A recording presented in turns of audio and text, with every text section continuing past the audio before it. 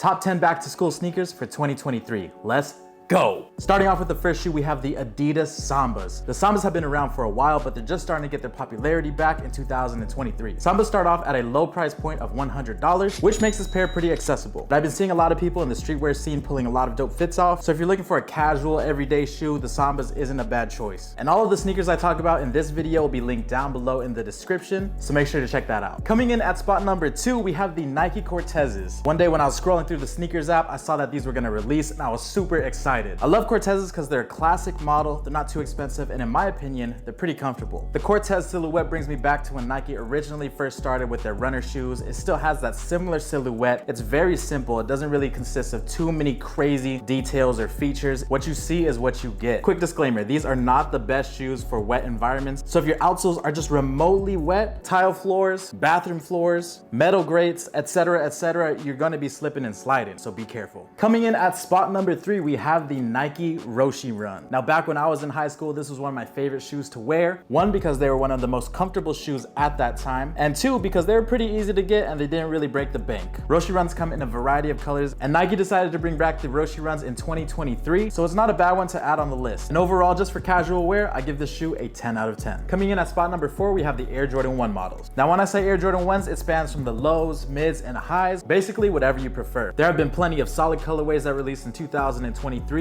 I'm talking about the UNC toes, lucky greens, and those black toe lows that just released. Those are looking pretty spicy. I was mainly more of an Air Jordan 1 high kind of person, but now as I'm getting older, I just feel like an Air Jordan 1 low is just easier to slip on. And the best part about the colorways I listed is that they're either going for around retail or even under retail in some cases. Coming in at spot number 5, we have the Nike Dunks. By now, almost everyone has a pair of Nike Dunks, but I figured I'd go ahead and throw it on the list because back when I was in middle school, I had this one pair of Dunk highs that was my go-to pair to wear. Before that pair, I was wearing a lot of shoes from Mervyn's, Payless, and stores of that nature. But one day I went to the Nike outlet with my mom, and surprisingly, she bought me a pair of Nike Dunk highs, and that was my favorite shoe at the time. I actually still have them at my parents' house. Regardless of how many pairs released of the Nike Dunks, it is a timeless model. It's just very simple, and with thousands of different colorways, and the price is starting to come down a little bit more now, the Nike Dunks had to make the list. Taking a quick break from Nike, at spot 6, we have the New Balance 550s. I've been seeing a lot of people wear the 550s, and I just got my first pair of them. I don't know if you can see it. They're right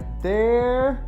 Oh, they're out of the frame. They're right above the lost and founds. In my opinion, the 550 is like New Balance's Air Force One. It's more of a chunkier, bulkier shoe, but I would say at this point, it's a staple or classic in the New Balance section. New Balance made a ton of different colorways of this shoe, and whenever I go to the mall, I usually see a 550 on shelves, which makes this shoe accessible and affordable, which is why I made the list. Coming in at spot number 7, we have the Adidas Yeezy Boost. Times have for sure changed. It's not 2016 or 2017 anymore, and 350 Boosts aren't going for $1,000. The great thing about the 350s is that they're super comfortable, and now they're extremely accessible for a decent price. Now, they are priced a little bit higher than some of the shoes that I listed, but I figured I would go ahead and throw them in the mix. I remember back when Zebras were going for like $1,400. And yeah, at the time, I was one of those stupid people that bought it. But luckily now, if you're looking for a pair of Zebras, you could get it for a pretty good price. Or if you're looking for any other colorways in the Yeezy Boost section, prices have dropped significantly. Coming in at spot number 8, we have the Air Jordan 4 model. 2023 has been the year of Air Jordan 4s, and at this point, it's starting to get a little bit played out. Although there are a bunch of Jordan 4s that are on the higher end, there are also some that are on the more affordable range. And if you don't mind buying pre-owned shoes, I would recommend checking out the Oreos or Columbia 4s. Those are solid ones that are classic and they're easy to wear. Coming in at spot number 9, we have the Nike Terminator. Now, it seems that these shoes are getting a little more popular in the streetwear scene as well. They retail for around $90 to $100, so they're not bad on price. Now, I personally haven't had a pair, so I wouldn't be able to comment on the comfort or anything like that, but I've seen some people put some pretty cool fits together with the Terminators, so that's why they made it to the list. And lastly, I'm going to highlight the Adidas Oswegos. That's my personal favorite workout shoe right there. If I was back in school and I had to choose a pair for the low, the Adidas Oswegos aren't going to break the bank, and they're super comfortable as well. Definitely a more slept on shoe that not a lot of people know about. There's not really too much visible branding on that pair, so whenever I wear them out, a lot of people ask what brand shoes they are and where to get them. But yeah, that's going to wrap up this video. Just a quick top 10 back to school sneakers video. Let me know what your favorite pair was in the comment section down below, or if I missed anything, let me know as well. I'll see you guys very soon for the next video. Don't forget to like, comment, and subscribe. See you guys very soon for the next one. I'm out.